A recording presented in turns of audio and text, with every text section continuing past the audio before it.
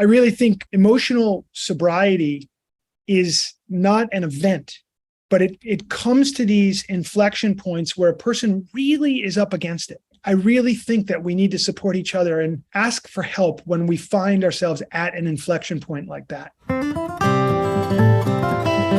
Bill Wilson, co-founder of Alcoholics Anonymous, wrote in 1952, "If we examine every disturbance we have, great or small, we will find at the root some unhealthy dependence and its consequent demand." Wilson suggested that if we could identify and continually surrender these unrealistic and unrealizable demands, that we may then be able to accomplish what he imagined to be the recovery's next frontier, something he called emotional sobriety.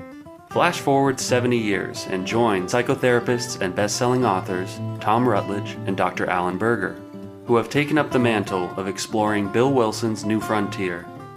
Welcome to Emotional Sobriety. Well, welcome everyone to Emotional Sobriety, the next step in your recovery. And I'm sorry to say Tom Rutledge won't be joining us today, but I've got some great news for you. My dear friend and just an incredible person, Tommy Rosen, is joining us today. He's the author of Recovery 2.0. He's done a lot of work with helping people really look at the next step beyond addiction, right? And to take the next step into recovery. And there's such a wonderful overlap between emotional sobriety and what you're doing, Tommy. But before I check in with you, Patrick, good morning. Good morning. We've got a backup Tom today. We got Tom 2.0. Well, listen, without any further ado, Tommy, why don't you introduce yourself to everybody and tell us what you've been doing? Sure. Well, thank you, Alan, so much. I just love you and I love the work you're doing, and always grateful to speak about this thing, which is so near and dear to both of our hearts, which is this thing called recovery, healing, wholeness, connection, love, whatever we want to call it. We're moving in that direction, hopefully. And my work comes out of my own suffering, really. As a person in long-term recovery, I experienced a lot of addiction in my life. Drug addiction, alcoholism, cigarette addiction. Let's not forget about codependency and sex. Let's not forget about gambling, money, debting. Let's not forget about food and all the areas of human existence. I seem to have at one point or another in my life gotten caught up and had to move through and recover from those things. And in recovering from those things, there's also been a great realization, which is, I think, at the heart of this podcast and your work, which is that there is healing from, there is abstinence from addiction, from an addictive behavior or from a substance. And then there is healing, recovery, the next step, as you put it, and you refer to it as emotional sobriety. And that's something that I think is ongoing. It's a path of discovery. It takes a lifetime. It's a one day at a time thing. And I've had to, like I think all of us on a path of recovery, at some point, I face that realization that there is a lot more to life than just letting go of something. And so the Recovery 2.0 work has been about the integration of practices from the world of yoga, meditation, breath work, diet, immersions in nature, recovery philosophy, 12-step philosophy, psychology, spirituality, all of these things coming together to make an extraordinary life, and for someone to be able to thrive in their recovery and thrive in the different areas of their life.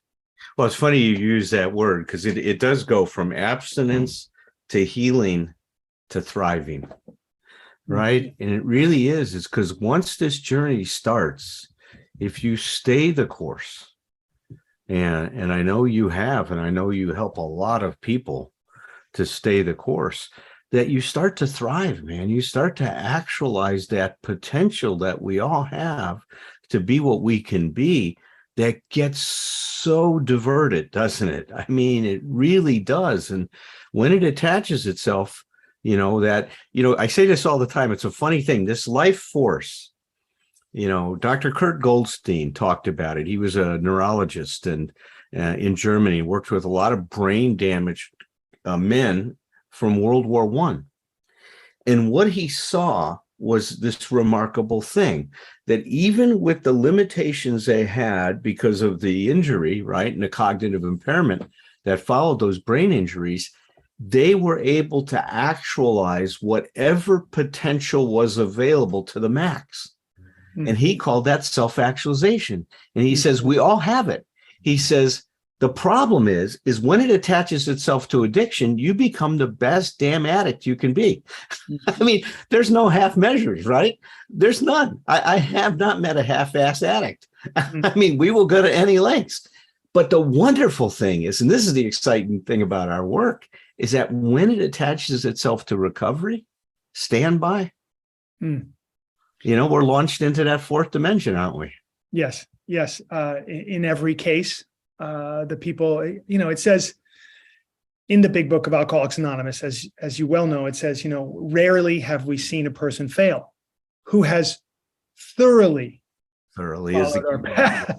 Yeah, and that, and that's actually, I was at a meeting yesterday, and I heard that sometimes you hear something as if with new ears. Yes. And you see something as if with new eyes. And that's how it was literally for me yesterday. I was reflecting and hearing that. I was like, wow, that's really good news. I wonder if people realize what good news that is, that rarely does someone fail if they thoroughly follow this path, these set of instructions, which anyone can follow. Yes. And so there's good news. And since we are so, as you spoke so eloquently about our penchant for doing things wholeheartedly. That's right. Once we get into, recovery, we have the capacity to do things wholeheartedly in the direction of healing and abstinence healing and thriving, as you put it. So this is very good news for people like us, that we can recover and heal and experience an actualization. Yeah. Well, I think that's been the great contribution that you've brought to this discussion, Tommy, is really looking at this holistically. Mm. I mean, we give a lot of, lip service to that concept, but I'll tell you, you've really created an experience for people that you really take that into account, that, all of us, right? Like you said, the mind, body, and soul, right? I mean, and you listen, you need to be recognized for that. That's what Recovery 2.0 is all about, man. It really is. And you've made a wonderful contribution to that. Because oftentimes you'll see one program emphasize one side, another program emphasize. And listen, unfortunately, they try to integrate that into treatment today. They bring in somebody to teach yoga or nutrition, but nobody puts it together and integrates it in the way that you're integrating it. So kudos to you, my friend. Kudos to you. Well, thank you. I wanted to say something about your comment about treatment and the teaching of yoga and presentation of yoga and treatment. I just wanted to, before I get to that, I wanted to explain myself. I'm not creating anything. I'm looking at my life and the challenges that I have. So for the last 31 years of my recovery here, I'm looking. And I'm experiencing lots and lots of joy, lots and lots of challenge. And when I'm uncomfortable, challenged, in whatever way, physically, psychologically, spiritually, all of it, existentially, when I'm in those places, I do what everybody else does too. I start looking for a way to solve the problem, to feel better, to be more adjusted each day, to wake up not with anxiety, but with joy and excitement and inspiration. And so because I'm looking, I've explored a lot of different things. And one of the things that I've come to understand is the manner in which addiction works on us. And I, the first thing that's obvious to anyone who's ever struggled with addiction is there does seem to be a mental affliction that goes along with it. We all know the feeling of being, for example, in a state of craving for something that we know is not going to go well. And so we're struggling with ourselves. We're craving something that our highest self knows this is not going to end well. And yet we feel that craving, whether that's generated because of a physical addiction, mental or emotional or spiritual aspect to it. But so addiction is working on the mental level, and we all know what that feels like. But then there's also this physical level that addiction works on. And I don't just mean like a physical addiction, like you might develop an addiction to an opiate, heroin, OxyContin, Percocet, whatever the thing is. Yeah, the body works up a tolerance and a dependence, a physical dependence upon these substances. Also in the case of methamphetamine, also in the case of alcohol, also in the case of cocaine, and a few other things. So clearly those physical addictions, we understand what that is, but the physical way that addiction works on us is at the level of the brain, the nervous system, the endocrine system, our hormonal system of the body. Our drug use or addiction affects our gut biome, and we're learning so much now about how important that is. It affects our heart rate, our perspiration, our respiration. It affects everything physically. Yep. And then spiritually.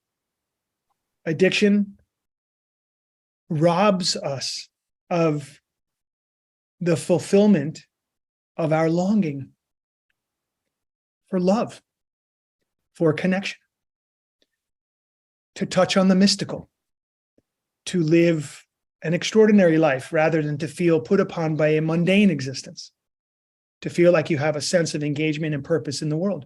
Addiction robs us of all that. So my point in all this is, if addiction is working on us at the mental level, the physical level, and the spiritual level, our response to it has to be holistic on all those levels. Otherwise, we can't ever seem to get beyond it. If we're just, in treatment today, there's a massive emphasis on pharmacology, medication-assisted treatment. It's not a black and white issue. I am certainly not anti-medication, but I do feel that it's a poor policy upon which to rest your approach to recovery from addiction. I don't think that should be the central policy. Why? Because it tries to address the brain aspect of this, the endocrine system, nervous system aspect of this, not addressing the psychological aspect, in my opinion. Yeah. Although it is changing the way a person, experiences things, it's not working on the physical.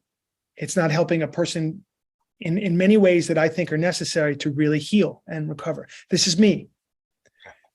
So that's a one-sided approach. We need a every-sided approach to this thing. So that's where the work comes from. And finally, the treatment thing that you had said, I wanted just to say that treatment is front-loaded. We go into a very safe environment with a very full schedule. We're protected and we are told what to do, and all we have to do is do it. And it can be very therapeutic and very helpful, but then we leave that cocoon. Yes. And so we haven't figured out that what now piece, and that's why Recovery 2.0. Yeah, no, and listen, there's a lot of talk today about the importance of, building as much recovery capital as you can build, and that consists of both our internal assets, like our degree of honesty, our commitment to the program, our emotional sobriety, the degree to which that we've really accepted our condition and surrendered to it, right? And our willingness to go to any length, so to speak. But also there are external, there's external recovery capital, like being involved in a community, right? and having that support, having a great relationship with a mentor, a therapist, or your sponsor, someone like that, and building that community, both internally and externally. And you're right. That's the what now part. And, the exciting thing is there's an incredible, in fact, I'm going to be speaking in St. Louis next week. There's these recovery capital foundations popping up all over the United States now. So they go into these communities, and the people from all different, 12-step programs or all different, issues in recovery come together and create this foundation where they start to create these community events for people to go and learn about different things in recovery. It's a great movement that's taking place because it's doing what you did. And I think what I've done, I love what you said. You really haven't brought anything, but what you've done is you've integrated so many things that have been helpful from your experience. And you're wonderful at your abilities to synthesize that. And I say this all the time, and I know you do it too. We stand on the shoulder of the giants before us. That's right. There's many of them. I mean, and see, that's the other thing I think that I really like that you've done, Tommy, like I have. In my work, I've brought in people from all different kind of approaches to psychotherapy. And I find out what are some of the commonalities? What are some of the things that relate to what Bill Wilson was talking about when he was talking about emotional sobriety? And I see you doing that from disciplines that would have been outside of what people would have experienced. You brought that into our recovery community, and people are finding great value, just like you did in your life and just like I have in my life. God, I hope so. Well, they are, man. I know a lot of people that have experienced your work, and I've experienced through some of our workshops and stuff, and you're making a wonderful contribution. You really are. Thank you, Allen. Thank you. And you still make time for meetings, as you said, as part of that integrative approach, 12-step kind of groups and a kind of fellowship of the more traditional order, is part of the buffet, right? Yes. Well, of course, and I could never explain in a short amount of time how misunderstood the 12 steps actually are. It is one of the great treasure troves of our time. It's applicable to anybody's life. If you came to someone on the street and you said, "Hey, what do you think about honesty? If you think that's an important thing for you in your life and your relationships, no one is going to say no." And then if you said to them, "Well, what if there were a way to do a few things that you could do easily in a relatively short amount of time that could help you to see more clearly, help you identify with your own truth more clearly? Would that be something of interest, to you?" No one's going to say no. Would you like to let go of anger and resentment? Do you think that would be a helpful thing along your path in your journey? Could you enjoy your life more if you did that? No one is going to say no. Do you think it would be an amazing thing to own the things that you've done which have been hurtful to others and be able to build a bridge between you and the rest of humanity and those individuals that you might have hurt, and ultimately making yourself available to people where you could be of service to them and really help them in the same way others have helped you? No one is going to say no to these things. And yet, if you say, "Well, that's the 12 steps," all of a sudden they're going to be like, "You tricked me." You tricked me. It'll be like, "Oh, come on, that's not the 12 steps. The 12 steps are dogma and God and weirdness and church basements and smoking cigarettes and coffee. And that's the Clearly 12 a cult. Clearly a cult, right? It's a Clearly cult, So it's just so misunderstood. No, it is. And I think that's so true, that there's a stereotype, right? That goes with somehow God has become a 4-letter word. And when it's used in the steps, I mean, in my profession, especially, the program is so criticized around the word. If you start to look at some of the criticisms of AA, is that the program is a cop-out because you don't take responsibility for your behavior because you say you have a disease. And I tell everybody, my experience is the opposite. I have never been so responsible for my behavior and for my actions as I have in working the steps. And see, that's the ignorance. People don't get. You are incredibly, I would say you're radically accountable for who you are in the program. And that's what the steps do. There's an interesting thing that I've been talking about now for about the last 15 years. I discovered it. I was reading the 12 and 12 again. And like you said before, right? You can read something or hear something. And for the first times, it's like with new ears or with new eyes. And you see it or hear it so differently. So I was reading step 12. And Bill says, I think it's at the end of the second paragraph when he's introducing step 12. He goes, that if we practice these principles in our daily affairs, that we and those about us begin to discover emotional sobriety. So he explicitly states that's what this journey is about. This journey we are on is to, now then the question goes, well, what is emotional sobriety? And this, I want to take us into this area. See, the way I've been talking about it, Tommy, lately, is that it's a consciousness of freedom. And I know that I on your website, you talk about that freedom. And that's what I see emotional sobriety as. It's transitioning from a consciousness of a tethered self to a consciousness of an untethered self, is the way I like to think about it. Michael Singer's work on the untethered soul is so right on. And I just said, well, let's apply that concept to self for a minute. You know, we are so tethered. Our addiction tethers us, right? We're tethered to alcohol or whatever other drugs we're using or whatever substance or experience we're addicted to.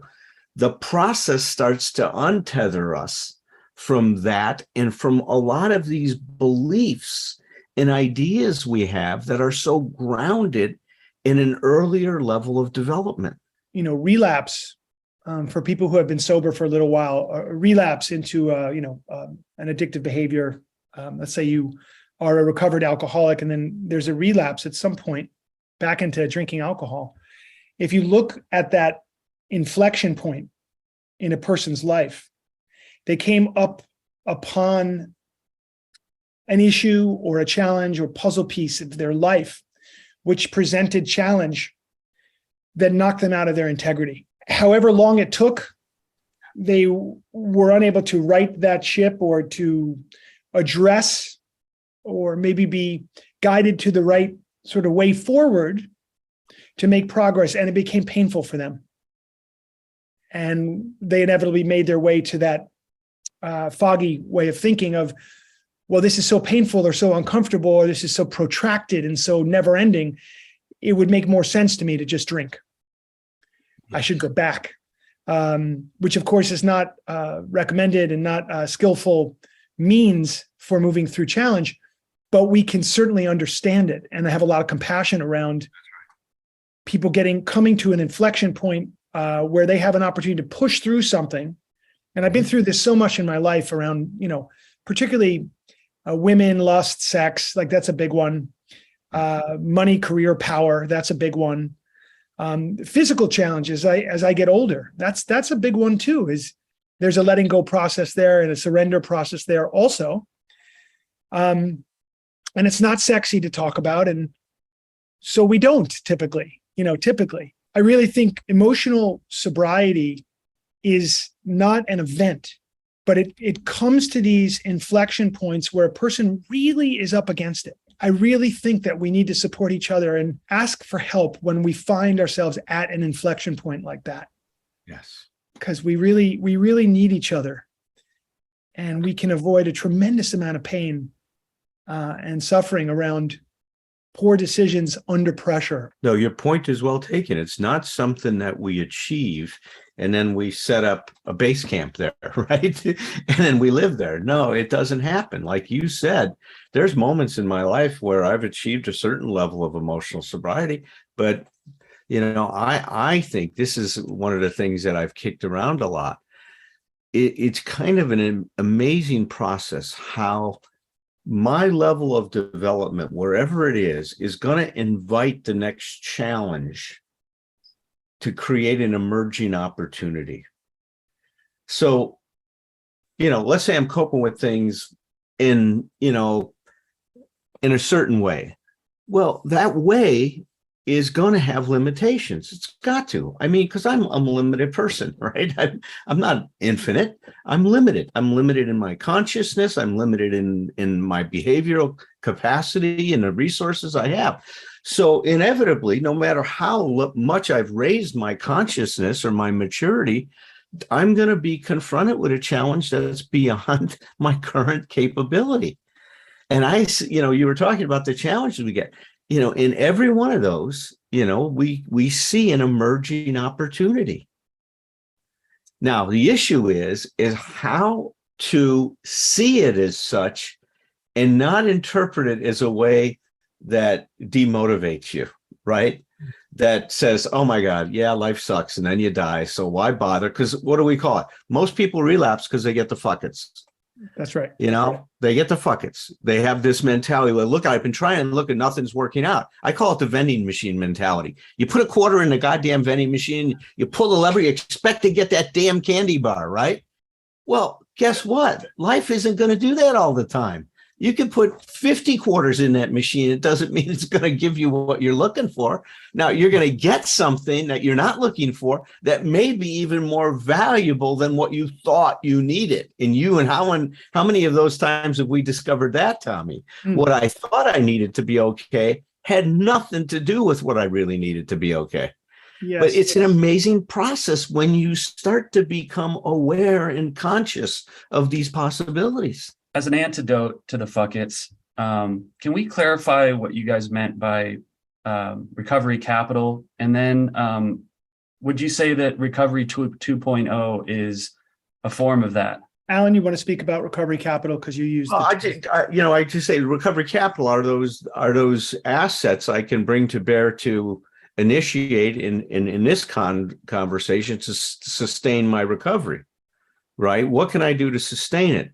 Well, I think outside of us, it's really being able to develop a network, a community of like-minded people that are on this journey together, right? That's when you were out here visiting, we were doing that workshop out at Lambertville. I mean, there's a wonderful community that I've connected to out here of people in recovery, interested, talking about it, so that's one thing. But internally, I think of one really important thing based on what we're talking about today is our level of consciousness. What level of consciousness do I bring to my life today?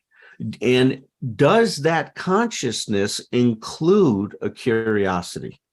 Because that's the other element in it. If I have that curiosity, I'm going to, when things start to go haywire for me, or I'm knocked off balance, or I'm in pain, my curiosity goes to what's going on.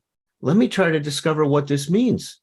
And more importantly, what do I need to do to develop myself to be able to address what I'm experiencing? But how would you talk about, that's what Recovery 2.0 is all about from the way I think about it, Tommy. Is that right? Well, yes. I'm looking at Recovery 2.0 as a kind of a platform that offers vehicles for accumulating recovery capital. That's a great way to say it, man. So, for example, here's a good example. So I'm speaking to a human being the other day, and they have expressed to me that they're really, really struggling. They're at the beginning they're at the end of their addiction, and just at that point where they could be at the beginning of their recovery. Yes. And as I'm talking to this person, I'm asking the questions that I would ask. Where do you live? Who's around you? Can you get to a meeting? Are you familiar with even what that is? Do you realize there are meetings online also, and not just a place you have to go to? Have you ever heard of, And so I go through the questions, and the answer to every question is no. I've never heard of this. I don't know what to do. I don't have anybody. I don't know anybody. I'm alone. So let's just say that that is a state of poverty. Ultimately, that is spiritual. That is a in the sense of recovery capital. That person is bankrupt. In this moment, they are bankrupt except for the fact, and this is not about me, but except for the fact that they're talking to me, because I'm like a banker, and I've got something that I could offer in terms of the beginning of recovery capital. Now, I can't give that person a $10 million home, but I could get that person off the poverty line. Mhm. And I could help them to take a small step into a room that's going to begin to help them accumulate some capital for themselves. Because surely if that person has nobody, it's just them alone. And even God has a hard time operating in time and space without people getting involved. And once people get involved, like once a group is there, then a lot can take place. You can transmit love. You can support someone. You can provide help. So that's how I'm looking at recovery capital. And then recovery 2.0, yoga is a vehicle, which does really, it's the same stated outcome as the 12 steps. 12 steps will create a relationship between you and a power greater than yourself. Will create in you a spiritual experience. Pretty much the stated purpose of the steps. Yes, obviously, we want to let go of alcohol. We want to let go of whatever our addictions might be so that we can have this experience. But the experience, the outcome is that connection and that sense of wholeness and oneness and health. So all Recovery 2.0 is saying 12 steps, absolutely. Other recovery modalities, absolutely. Yoga, something to treat the body and its challenges, absolutely. The mind, wow, we seem to need to deal with that. Absolutely. Let's have meditation. Let's learn how to calm the mind. It seems to be a huge responsibility. So it's just basically looking out in the world through my own, as I said, suffering and experience, that I need something that can be really effective on the day-to-day, week-to-week, month-to-month, year-to-year, decade-to-decade challenges that I am experiencing as a human being. Oh, I think the way you're describing that as a platform is it creates such a great vision of it. Mm. It really is, man. It's a great platform to discover all these different possibilities. Mm. And that when, even Bill said this, is that when you take prayer and meditation and you combine them, they're synergistic. When you take these ideas you have, 1 + 1 no longer equals 2 on this stuff. I mean, you start getting 1 + 1 = 20, 1 + 1 = 100. I mean, it's amazing the synergy that starts to happen. I found that my journey went through the 12 steps and psychotherapy. That was my path. And what I saw is the synergy between those two was incredible for me, because I finally now found the words to start to describe the pain and suffering I felt. Mm-hmm. Never found those with some help. Now, maybe I would have eventually discovered them in the program, but I'll never forget my first experience. I got clean and sober in 1971. So I just celebrated 51 years. So congratulations, man. That is so epic. I can't even believe it. It's amazing. I can't either. It seems like it's a whole different lifetime, right? But I remember right after I got sober, my sponsor, who's also named Tom, and he was going to a lot of these back in the 70s. There was all this human potential movement, right? Everybody was the third force in psychology. Everybody's like excited about personal growth and, confronting your shadow and batakas and bean bags were a big deal, man. These foam bats, and put a bean bag in front of you and beat the crap out of it and get out all your anger and frustration. So I went to my first marathon weekend, and it was facilitated by an anthropologist named Sasha from the University of Hawaii. And he was a trained Gestalt therapist. And it was one of these marathon weekends. We started on Friday night and we went as long as we could, got back together Saturday, and just kept doing this, right? With these encounter groups and stuff. And I'll never forget the exercise he gave us. It was a very simple one. He says, think of someone that you need to say goodbye to. Just think of somebody that you haven't said goodbye to, that you need. You talk about the process of recovery. A big part of it is learning to let go, right? Let go. He says, think of someone you need. So everybody starts to go around. Was about 15 of us in the group. And when it came to me, my father died when I was 11 and I never said goodbye. The minute he heard that, Tommy, he threw a pillow in front of me. He says, say goodbye to your dad. That was it, baby. Yeah. The dam broke. Yep. I cried. I yelled. I screamed. The room was a padded floor because of the body work they were doing on it. I was on the floor, doing one of these things, pounding my fist and feet on the floor. I mean, I worked for about 3 hours and let go a lifetime of pain and frustration in that 3 hours. It was really the beginning of the experience I had at the end of it.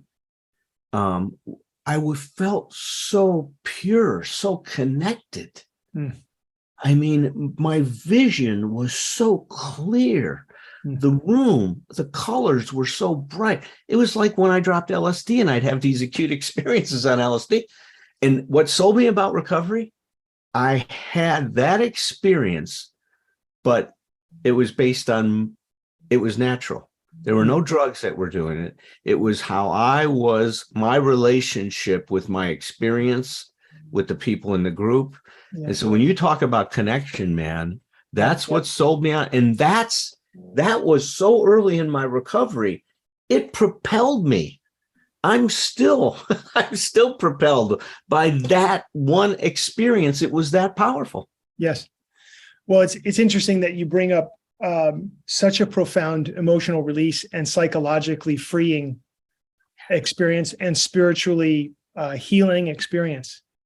And then you mentioned dropping LSD. And so right now in our world, as you well know, is an epic resurgence of interest and study and therapy using psychedelic substances. And I truly wish I had a nickel for everyone in 12-step universe who came to me and said, Tommy, what do you think about, microdosing? What do you think about psilocybin? What's your view on ayahuasca and plant medicines? Well, how about LSD? Let's go back to the old crowd favorite, what do you think? And I'm lecturing on Monday night about this topic of psychedelics and recovery from addiction. But I just thought I'd bring it up here. I'd love to get your thoughts, if you don't mind me interviewing you for a minute, because you and I share a few things, and one of those things is that we took psychedelic drugs, and that was, for me, I could say it was a profound experience. I surely don't regret it. At the same time, I can say it. After all the psychedelic use I did for many, many years, I feel like I learned and saw many things. And I also became a severe heroin and cocaine addict later. It didn't seem to be the magic bullet I would have hoped that it would have been for me. But anyway, I'm sure you have many thoughts on this, especially in your field, because you must come upon it in conversations with your colleagues. Yeah, there is a big resurgence of this, as you know. So, there's a lot of different aspects to it. Like you said, we used LSD early on in our life.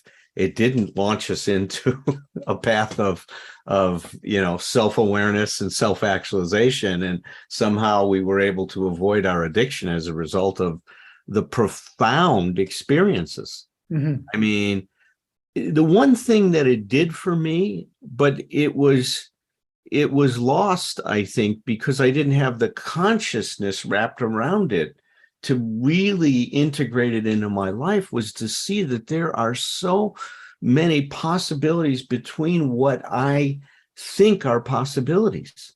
Mm. So it really introduced me to that there was a reality, if you will, a consciousness that was available to me that I didn't know how to tap into on my own, that the drugs did facilitate tapping into that. Now, I say this about recovery isn't that the problem? At the heart of the problem, at least for me it was, I kept turning to drugs for that freedom. When I drank, or when I used other drugs, I had a sense of personal freedom. I was that untethered self that I talked about, but it was short-lived. And not only was it short-lived, it tethered me in a stronger way. It didn't release those bonds of self and addiction. It intensified them. If you think of it as a cable, the cable kept getting bigger and bigger and attaching me to that I needed something other than me to be okay. Well, I don't know how you get around that, Tommy, with this stuff. So if I understand that it can have these profound experiences, people can get a lot, that there's research showing that it's had a big impact on, I think, areas like depression, it seems to be very valuable for. But I'm still not sold on its value for those of us in addiction. Now, I know there's all kinds of anecdotal evidence. People that go do ayahuasca say, oh my God, it's turned my life around. But I've also worked with people that went and did ayahuasca, and now they're back out, and many of them have died from an overdose. So there's anecdotes all over the place. Yeah. I think that looking for a silver bullet is part of our problem. I don't think there's a silver bullet. I think it takes a lot of consistent effort, experimentation, grinding, suffering. See, I don't want to move away from my suffering anymore. I want to move towards it. For me, a lot of this stuff is still based on let's move away from our suffering. Let's not move into it. So those are some of my initial responses to that. Yeah, huge. Well, I cannot. We're on the same page. Yeah, we're on the same page, and I'm mostly. I think I'll begin on Monday by saying something to the effect of,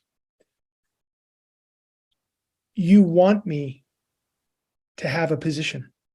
Yeah. And you want me to validate my position.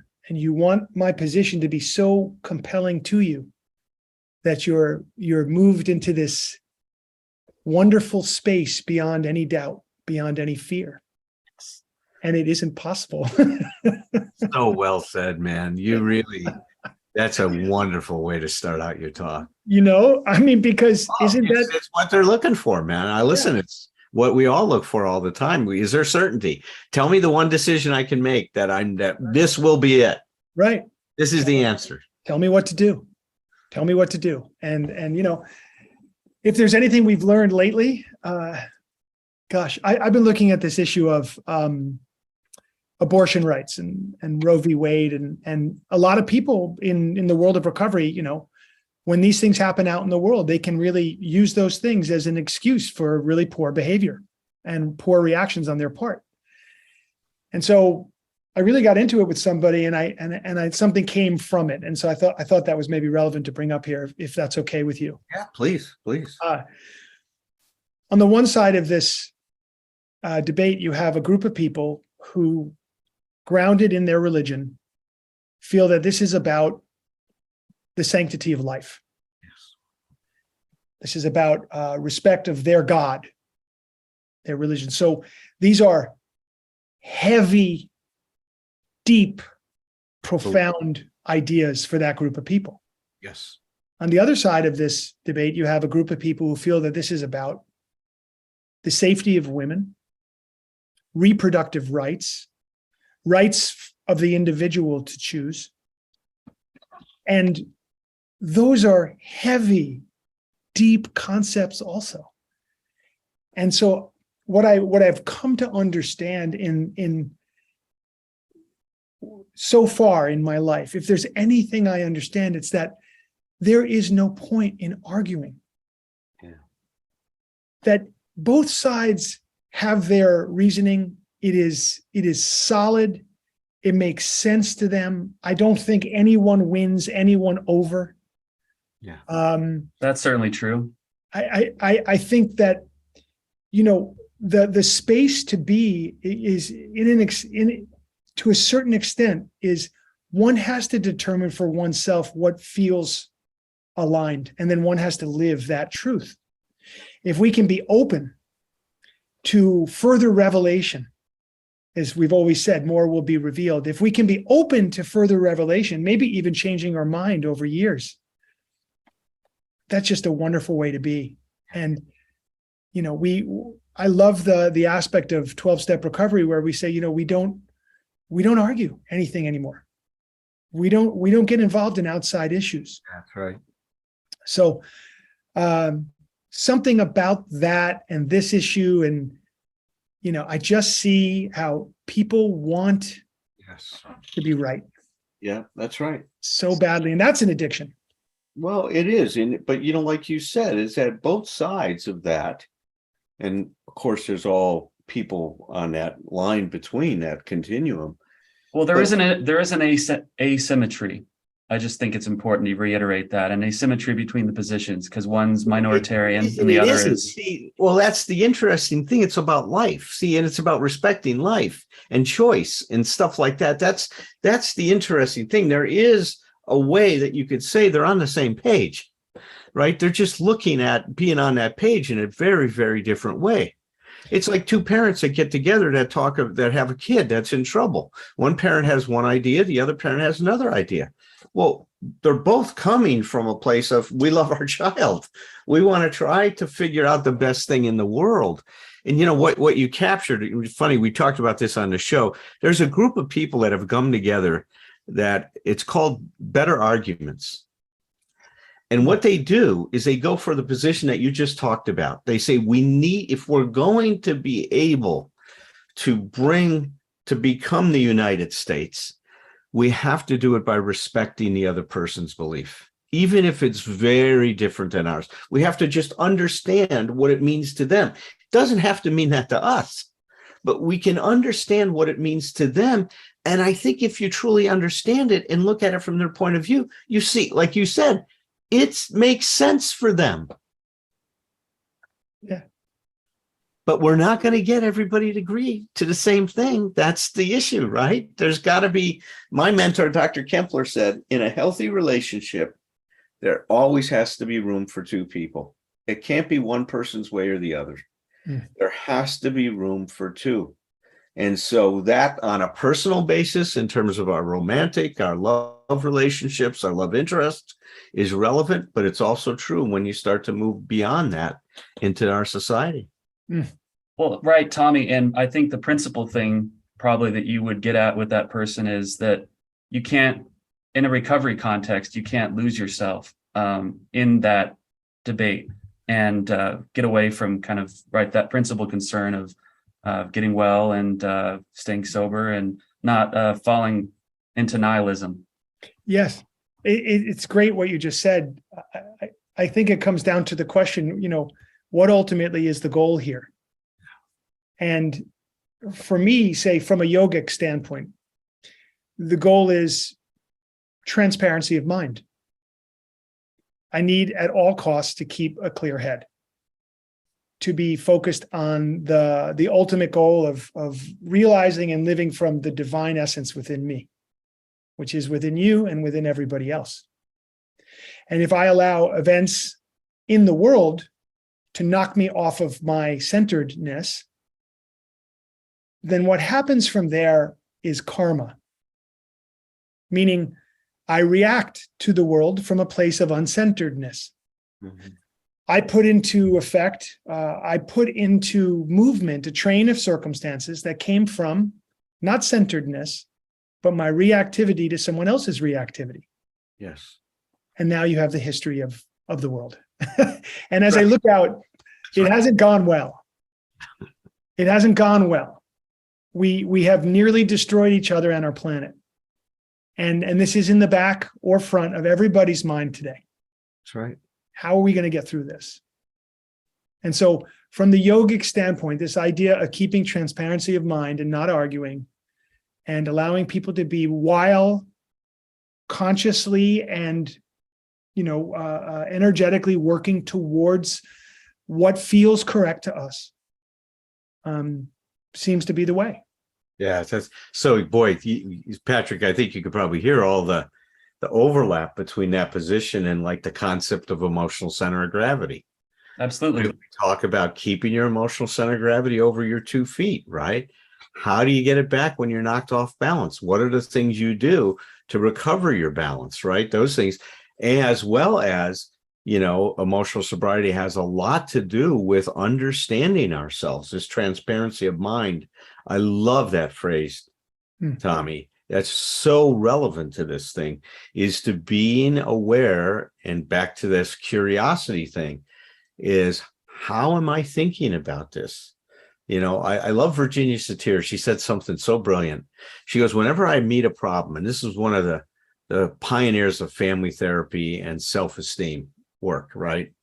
She goes, whenever I encounter a problem, I draw a big circle and I put my name in the middle. She goes, then I start asking myself the following questions. I go into an inquiry. I say, what part of this problem is being created by the meaning I'm giving to the experience I'm having?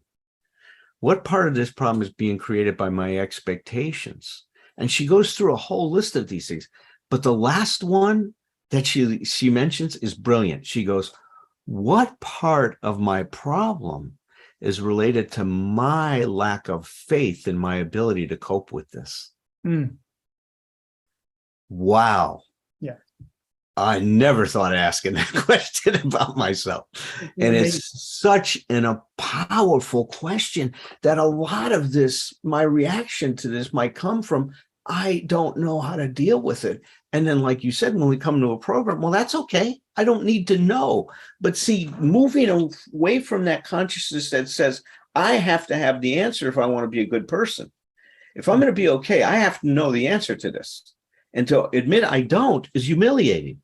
Well, wait a minute. Does it have to be humiliating? Is it okay for me to be ignorant and not know? Well, not in my old consciousness, it wasn't. My pride was that I knew. Now my pride today is being able to not know. I mean, what a shift, right? We talk about that 180-degree shift, man. It's a monumental shift, and what a move toward freedom.